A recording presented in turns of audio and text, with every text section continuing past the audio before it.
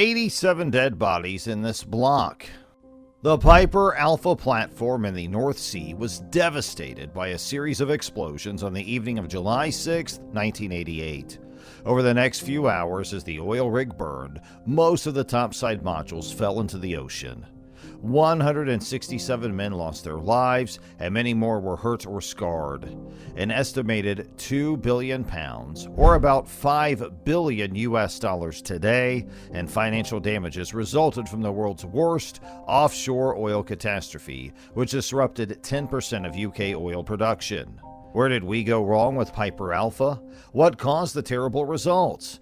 Well, let's talk about it all in today's video. Approximately 120 miles to the northeast of Aberdeen is where you'll find the Piper oil field in Scotland. It wasn't until January 1973 that it was discovered, making it one of the earliest deepwater reservoirs in the northern North Sea to be developed. In December of 1976, less than 4 years after the discovery of the oil, production of oil began. This is a record that has only very seldom been surpassed. Oil was supplied through a subsea line that was 128 miles long and led to a refinery that was purpose-built on the island of Flodda, which is located in the Orkneys.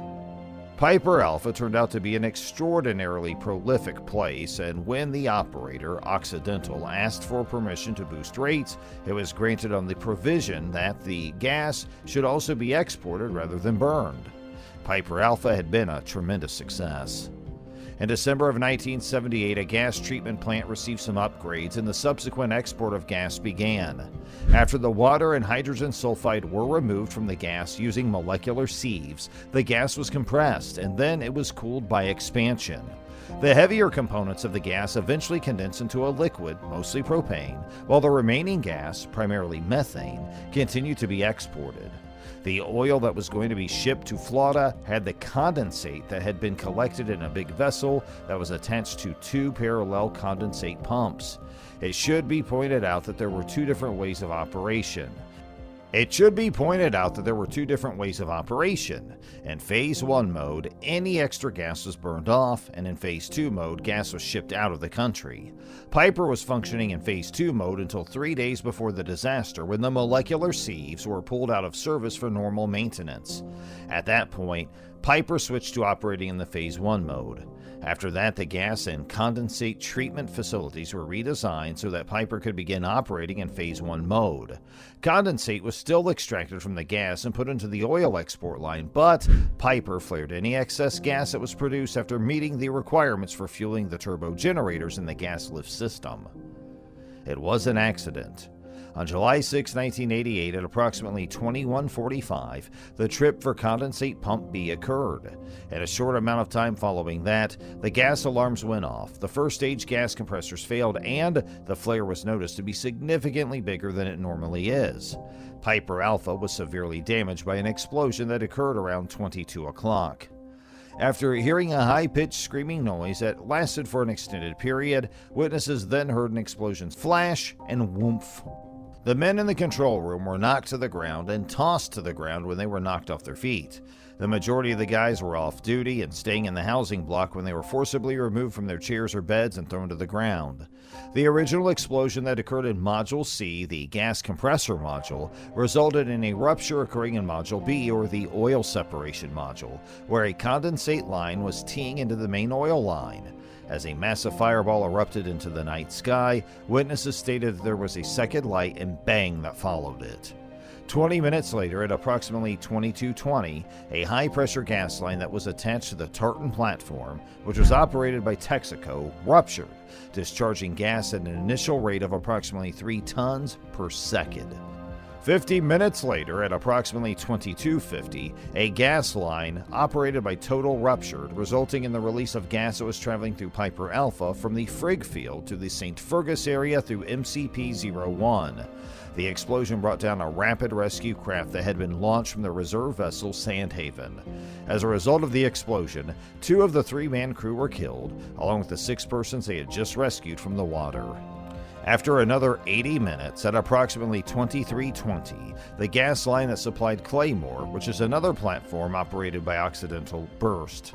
At this point, the structure of Piper Alpha had been severely compromised by the strong fires to the point where the top sides of the ship began to collapse. At least 81 men were taking refuge in the main accommodation module, which was a 4-story building. Unfortunately, it capsized and fell into the water, and everyone who was inside perished. By the early morning of July 7, 1988, 3/4 of the original topsides had been lost, along with major sections of the jacket, and lay in a tangled mess 140 meters below the surface of the water. The fires that were caused by the wells and the oil and gas lines, all of which ruptured, one after the other, had produced flames that had reached a height of around 200 meters and had a peak rate of energy consumption of approximately 100 gigawatts, which is 3 times the pace at which the United Kingdom consumes its complete amount of energy. It took more than 3 weeks to put all of the fires that sprang out. On March 28, 1989, the ruins of Piper Alpha were tipped over and dropped into the water below. Only 61 persons were able to make it through the night out of a total of 226 that were on board. Among the fatalities, 109 passed away as a result of smoke inhalation, 13 passed away as a result of drowning, and 11 passed away as a result of injuries, including burns. There were 4 instances in which the reasons for death could not be determined, and 30 bodies were never found. Lord Cullen was given the responsibility of leading a public inquiry into the incident exactly 1 week after it took place. The public inquiry was in session for a total of 180 days. On November 13, 1990, the report authored by Lord Cullen was made public. During the investigation, the committee heard testimony from a vast number of witnesses, including the majority of the survivors as well as various experts. Finding out what led to the catastrophe wasn't a simple task at all. There was very little tangible proof left, and none of Piper Alpha's senior management team members were able to escape. There were a lot of different hypotheses put up. Only a small number of the possibilities could be ruled out with absolute certainty, but the majority of them were exceedingly implausible. They all hinged on the simultaneous occurrence of a series of unusual occurrences for which there was no proof whatsoever. The investigation concluded that the most likely cause of the first explosion was the release of as little as 30 kilograms of condensate, mainly propane, over 30 seconds through an unsecured blind flange in Module C. At the time of the explosion, a pressure safety relief valve had been removed from the standby condensate pump as a part of maintenance procedures.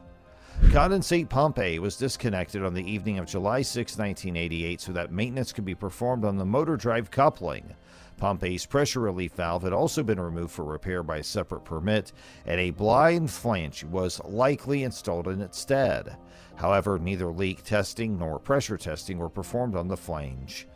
Around 21:45, Pump B experienced a trip, and the operators made several fruitless attempts to restart it. The operators would have been aware that Pump A had been taken out of service for repair. Nevertheless, given that the maintenance had not yet begun and that the issue with Pump A was not very severe, it would not have been unreasonable for them to have considered resuming operation of Pump A. It's highly unlikely that the operators of Piper Alpha would have been aware that the pressure release valve for Pump A was missing due to how work permits were managed on the ship. It is thought that the operators made actions to re-establish Pump A, and that during the process, condensate escaped from the blind flange that had been put instead of the pressure relief valve, but which had not been entirely screwed up. The flammable condensate managed to escape. The initial explosion was shortly followed by the rupture and subsequent fire of an oil pipe. After that, a rapid escalation of the calamity was brought about by the sequential breakdown of the gas lines. Hey, that's going to do it for today's video, but we'll be right back with more soon. Don't forget to hit the like button and subscribe to our channel and leave us your thoughts in the comments below. Thanks for watching.